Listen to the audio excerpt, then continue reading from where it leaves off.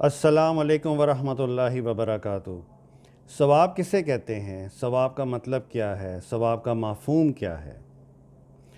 اس کو ہم اس طرح سمجھتے ہیں کہ ایک شخص ایک ملٹی نیشنل آرگنائزیشن کو جوائن کرتا ہے، وہاں پہ وہ نوکری کرتا ہے اور وہاں پہ وہ ایک بڑی اچھی پرفارمنس دیتا ہے۔ اس کا کیا مطلب ہے کہ وہ اچھی پرفارمنس کیسے دے گا؟ کہ جب وہ محنت کرے گا تو وہ اچھی پرفارمنس دے گا۔ جب وہ اچھی پرفارمنس دے گا تو اس کے بدلے کمپنی اس کو انعامات سے نوازے گی۔ اسلام میں ایک بہت ہی خوبصورت کمبینیشن ہے، وہ یہ ہے کہ رسول اللہ صلی اللہ علیہ وسلم نے فرمایا کہ ایک حرف پڑھنے پر 10 نیکیاں۔ اب پڑھنے کا مطلب ہے کہ جو بھی آپ پڑھتے ہیں سمجھ کے پڑھتے ہیں۔ پڑھنے کا مطلب ہی سمجھ کر پڑھنا ہوتا ہے۔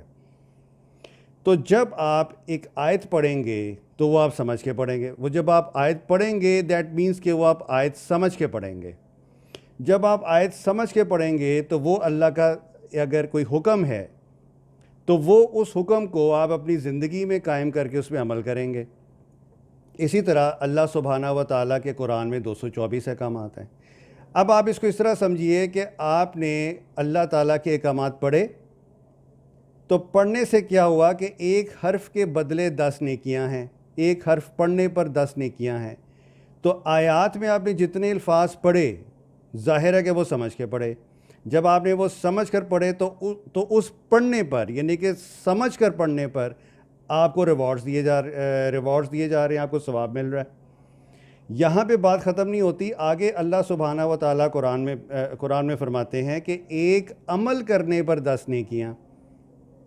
اب اس سے زیادہ خوبصورت سسٹم، ایک خوبصورت کمبینیشن کیا ہوگا کہ رسول اللہ صلی اللہ علیہ وسلم آپ کو کتنا اپریشیٹ کر رہے ہیں، آپ کو حوصلہ دے رہے ہیں، آپ کو اپریشیٹ کر رہے ہیں کہ آپ قرآن کی طرف آئیے، قرآن کو پڑھیے اور جب آپ پڑھیں گے تو سمجھ کے پڑھیں گے۔ جب آپ سمجھ کر پڑھیں گے تو اس پہ آپ کو ثواب ملے گا، اور جب آپ سمجھ کر پڑھ کے جب ان احکامات کو اپنی زندگی میں قائم کر کے جب آپ اس پہ عمل کریں گے تو ہر عمل پر 10 نیکیاں بھی ملیں گی۔ السلام علیکم ورحمۃ اللہ وبرکاتہ۔